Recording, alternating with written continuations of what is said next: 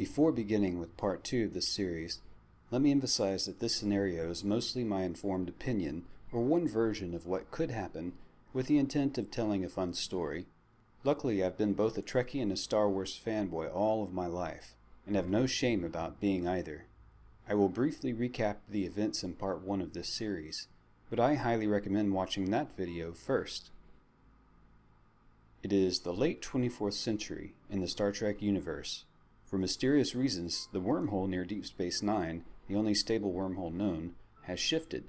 Instead of exiting on the other side of the Milky Way galaxy, it exits into a galaxy far, far away, where minor differences in the laws of physics have led to the development of different technologies such as hyperdrive. Unfortunately for the Federation, in the distant galaxy, a despotic and expansionist regime, the Empire, governs over most of the galaxy, with military assets that dwarf the Federation, Klingons, and Romulans combined. After several months of scouting, research, and study from both sides, and when all diplomacy has failed, the Empire sends an incursion fleet through, casually tosses the Federation fleet aside, and begins the bombardment of Bajor. The entire operation has been orchestrated by Grand Moff Tarkin. The Empire is seeking out new resources so that it can build the first Death Star without severely taxing the planets under Imperial control, and Tarkin sees the Milky Way galaxy as an opportunity. Grand Admiral Thrawn, a Chiss known for his military genius, has warned Grand Moff Tarkin that more time is needed to study the Milky Way galaxy before an invasion was attempted in order to prepare for unforeseen contingencies. Tarkin ignores Thrawn's warning, which led to the Empire's first mistake. By bombarding Bajor, a planet under the protection of the beings that live inside the wormhole, the Empire triggers an unforeseen response.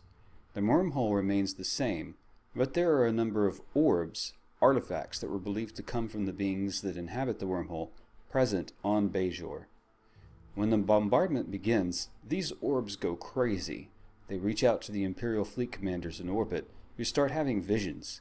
They are all warned by the prophets that they must cease their bombardment of Bajor, or the wormhole will prevent any further travel by Imperial forces and leave them stranded in the Milky Way galaxy.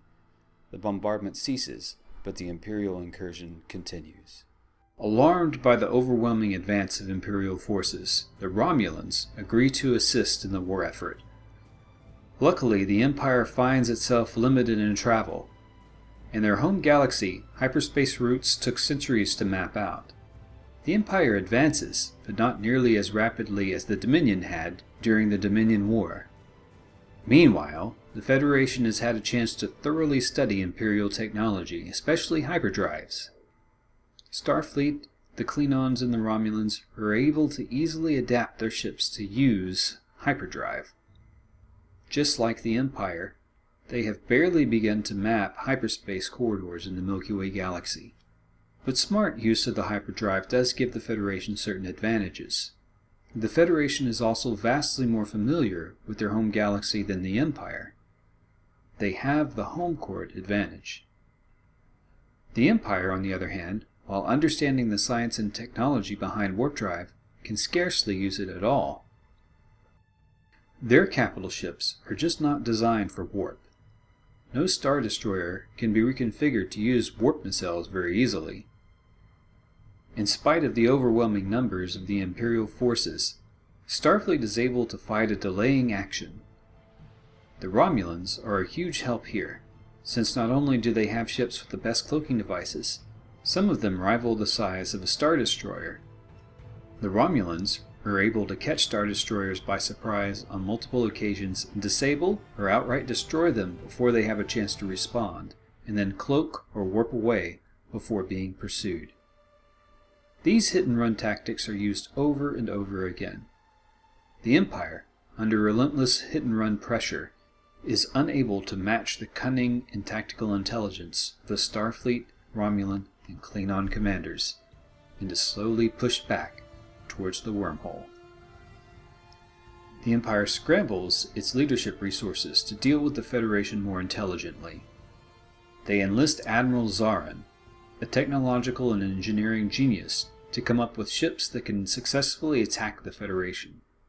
They also send Grand Admiral Thrawn, a tactical genius, to counter the strategies of the Federation and the Romulans.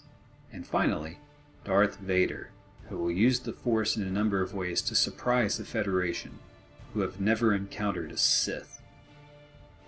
Vader arrives first, only to find that in the Milky Way galaxy, his Force powers are severely diminished. He seems to only have minimal control. Something about the galaxy prevents the Force from being used in the same way a Sith would use it, rendering him almost useless.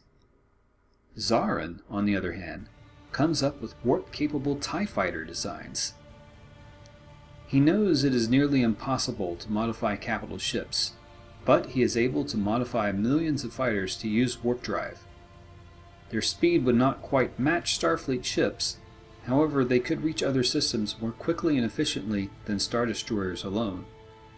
A combination of hyperdrive and the new warp drive capable fighters give the Empire a new advantage that Thrawn, now in command, takes full advantage of. Thrawn sends out thousands of fighters to isolate Federation worlds, scout new hyperspace lanes, raid shipping, disrupt trade, and utterly destroy Federation fleets. He strikes from places where the Star Destroyers are less vulnerable to attack from cloaked ships, and the Empire resumes their advance. Meanwhile, the Federation learns of unrest back in the Empire. Rebel cells cause chaos in certain areas, while the Imperial fleet is largely tied up in another galaxy. The Federation sends a crack team of diplomats, using cloaked ships, into the Empire's galaxy to make contact with those potential allies. While doing so, they discover that all empaths, Betazoids, Vulcans, some humans, have extremely enhanced abilities while in the other galaxy. From learning about the history and culture of the galaxy, they discover the Force. They also make contact with the rebel cells, and offer exchanges of technology that might help them fight the Empire in their own galaxy. The Rebel Alliance and Federation working together discover how to use transporter technology and cloaking devices. In exchange, the Rebels provide information that will help Starfleet more easily shield themselves from Imperial weapons.